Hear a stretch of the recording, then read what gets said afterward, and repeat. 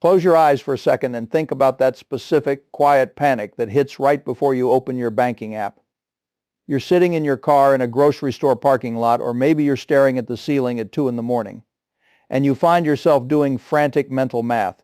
You're adding up the electricity bill, the rent, that weird grinding noise your car started making on Thursday, and you're trying to figure out why, despite working 40, 50, or 60 hours a week, your savings account looks like a waiting room that never gets called. It feels like you're running on a treadmill that is set just a little too fast, and no matter how hard you push, you're only ever one bad break away from sliding off the back. If you have ever felt this cold weight in your chest, I want you to take a deep breath and listen to me. You're not broken, you're not lazy, and you're definitely not alone. The truth is, the economic landscape we navigate every day is quietly designed to keep you exactly where you are. And breaking past that very first major barrier, that elusive $20,000 mark, is the hardest, most grueling, and yet the most profoundly transformative thing you will ever do for your mind, your peace, and your future. Have you ever wondered why the first few $1,000s feel like climbing a vertical cliff face barefoot, while wealthy people seem to accumulate money almost effortlessly, like a snowball rolling down a hill? It is because we are rarely taught the actual physics of accumulation. Instead, we are fed a diet of simplistic advice. Skip your daily coffee, pack your lunch, buy fewer shoes. We are treated as if our struggle to build a safety net is purely a moral failing, a lack of discipline. But deep down, you know that is not the case. You feel the massive disconnect between the advice you're given and the reality of your monthly bills. The truth is, building that initial foundation is an entirely different physical challenge than growing wealth once you already have it. When you're starting from zero, every single dollar you save represents a direct, often painful sacrifice of your current life. It represents a night you did not go out with friends, a trip you did not take, or the physical ache from working an extra shift. There is no passive momentum helping you. It is just you, your willpower, and an economic system that is constantly trying to pull those dollars back out of your pocket. Let us reframe this struggle completely, because if you do not understand the gravity you're fighting, you will blame yourself for not flying. When you're trying to save your first $20,000, you're not just fighting your own habits, you're fighting a multi-trillion-dollar commercial apparatus designed by world-class psychologists specifically to separate you from your cash the moment you earn it. We live in a world where convenience is a commodity, and stress is a business model.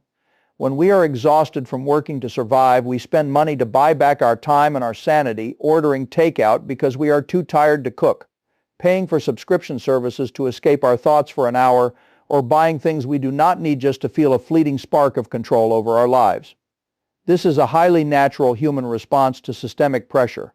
When you struggle to save, it is not because you are bad with money. It is because you are playing the game on the absolute hardest difficulty setting, without any of the tools, safety nets, or automated advantages that make the later stages of life feel so much smoother. To understand how this looks in the real world, let us look at two people who started in the exact same place but took completely different paths to deal with this financial gravity.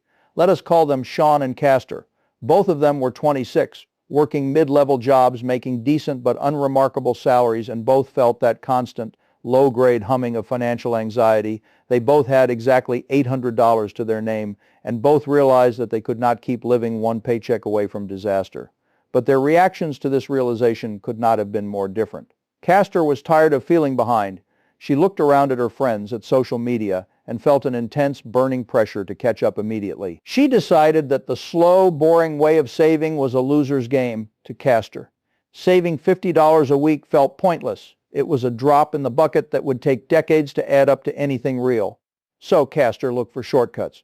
She threw her tiny savings into high-volatility assets, hoping for a lucky break. She started a side hustle that promised quick returns, working late into the night after her regular job. But because she was so exhausted, her main job performance began to slip and her stress levels spiked.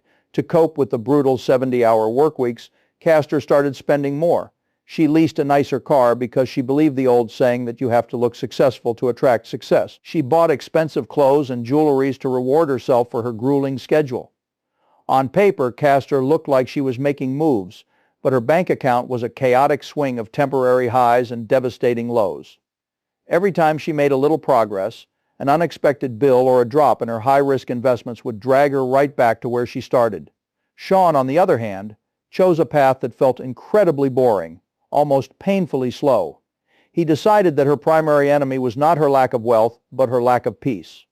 He looked at his budget and made a quiet, unglamorous commitment to save just $200 a month, automating it so he never had to make the active decision to part with the money. He did not buy into the hype of overnight success, and he did not try to reinvent his entire life in a weekend. Instead, Sean chose to accept a temporary period of friction. He stayed in his modest, slightly drafty apartment, resisted the urge to upgrade his aging sedan, and learned to sit with the discomfort of telling his friends, "I can't make that dinner trip this weekend, but I'd love to hang out next week." It was not an extreme lifestyle. He did not live on ramen noodles or isolate himself from the world, but he did choose to live a life that was quiet, deliberate, and entirely out of step with the hyper-consumerism around him. For the first year, Sean's path felt like a complete failure compared to Castor's. While Castor was driving her shiny leased car and talking about her latest high-risk wins, Sean was looking at his balance of just $2,400. He felt the heavy sting of comparison. He wondered if he was wasting his youth, hoarding pennies, while everyone else was actually living. He did the math. At this rate, it would take him nearly a decade to reach any level of real security. The math of small numbers is incredibly discouraging. If you have $2,000 in a savings account earning a decent interest rate, you might make $100 in a whole year. $100, it does not even cover a single utility bill. It feels like a joke. This is the exact psychological trap that catches so many people, the trap that kept Castor running in circles. When the reward for your sacrifice is so microscopic, your brain naturally asks, why bother? Why not just spend the money now and at least enjoy the moment? But this is where the physics of money starts to play a beautiful silent trick on those who can endure the initial friction. If you're finding value in this perspective, if you're starting to see your own struggles in a slightly different light, please take a moment to hit the like button, subscribe to the channel, and leave a comment below. It sounds simple, but sharing your thoughts helps this message break through the noise of the internet, letting others who are quietly struggling know that their path is valid and that they are not alone in the quiet hours of the night. Let us look at what happened to Sean and Castor in their third year. Sean's quiet, automated habit had grown. As he received small raises at work, he did not upgrade her lifestyle. Instead, he quietly funneled those extra dollars into his savings. His balance slowly crept past $5,000, then $10,000, and eventually he crossed the $20,000 milestone. It had taken him over 3 years of unglamorous, steady consistency. Castor, meanwhile, was still on her emotional roller coaster. She had experienced a few big wins, but they were always swallowed up by lifestyle creep, high-interest debt, or market downturns. She was still working 70 hours a week, still stressed, and still possessed less than $1,000 in actual, liquid cash. The real difference between them, however, was not the number on their screens. It was the fundamental way their brains were functioning. When you have $20,000 sitting quietly in a safe, accessible account, your entire relationship with reality undergoes a massive biological shift. Scientists talk about the cognitive load of poverty, how the constant worry about basic survival literally drains your brain's processing power, lowering your effective IQ and making you more prone to impulsive short-term decisions. When you are living paycheck to paycheck, your nervous system is constantly in a state of low-grade fight or flight. Every email from your boss is a potential threat to your shelter. Every strange noise from your car is an existential crisis. You cannot plan for next year because you're entirely consumed with surviving next Tuesday. But when Sean crossed that $20,000 threshold, the background noise in his brain suddenly went silent. For the first time in his adult life, he had options. If his boss became toxic, he did not have to smile and take it out of fear of being unable to pay rent. He had the financial runway to quietly look for a better job. If his car's transmission failed, it was no longer a tragedy that threatened his employment. It was simply an annoyance, a check to write, and a problem solved. This is the compound interest that nobody talks about. The real return on your first $20,000 is not the interest paid by a bank. It is the psychological sovereignty it buys you. It is the transition from a life of constant defense to a life where you can finally take an offensive step. This psychological piece completely changed how Sean made decisions, because he was no longer operating from a place of panic. He was able to negotiate a better salary at a new company. He could afford to be patient, waiting for the right opportunity, rather than grabbing the first life raft thrown his way. When he did start investing his extra money, he did not have to take reckless, high-risk gambles like Castor did. He could afford to put his money into boring long-term assets and just let them sit, because he did not need that cash to pay next month's rent.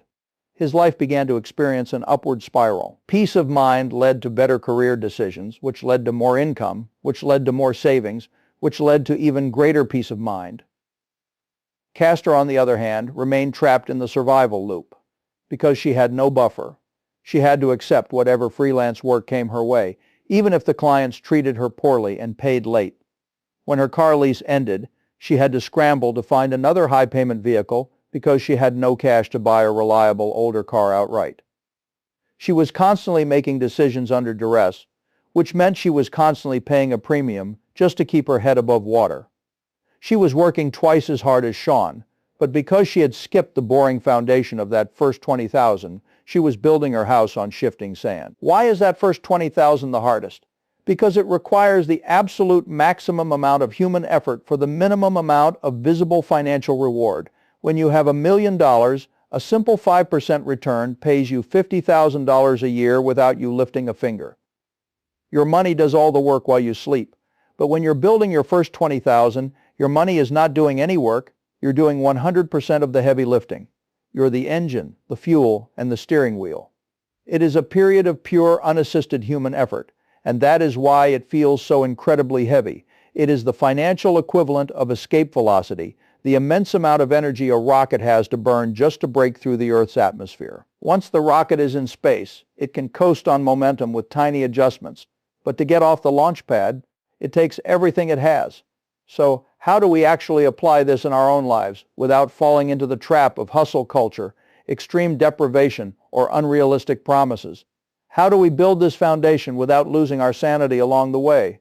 The first step is to lower the stakes of your daily decisions and focus entirely on reducing friction. You do not need to overhaul your entire existence tomorrow morning. In fact, if you try to make massive sweeping changes to your diet, your spending, your social life, and your career all at once, you will likely burn out within a month. Instead, take a page from Maya's playbook, automate the boring stuff. Set up your banking so that a small, manageable amount of money, even if it is just $20 or $50 a week, is automatically transferred to a separate savings account the very day you get paid. You want to make saving a passive background process, not an active emotional choice you have to make every single week. If you have to choose to save every time you get paid, you're relying on willpower, and willpower is a finite resource that gets depleted by the end of a long, stressful workday. The second step is to reject the false binary of extreme frugality versus reckless spending. You do not have to live like a hermit to build a safety net.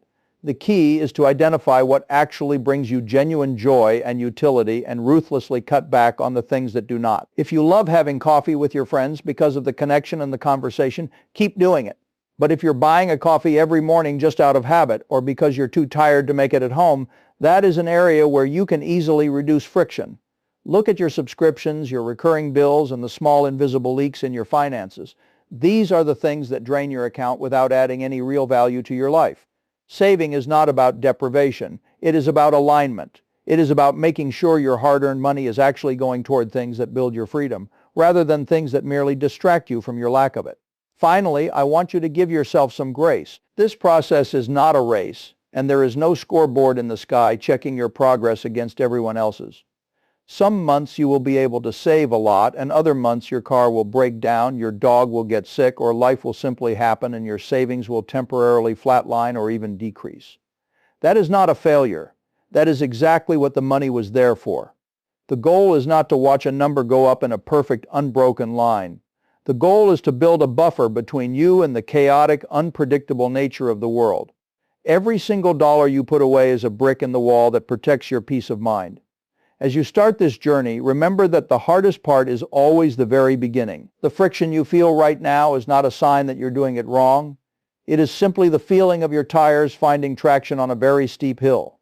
Keep your head down, focus on your own quiet path, and trust that once you break through that initial gravity, the view from the top is worth every single step. Don't forget to like and subscribe.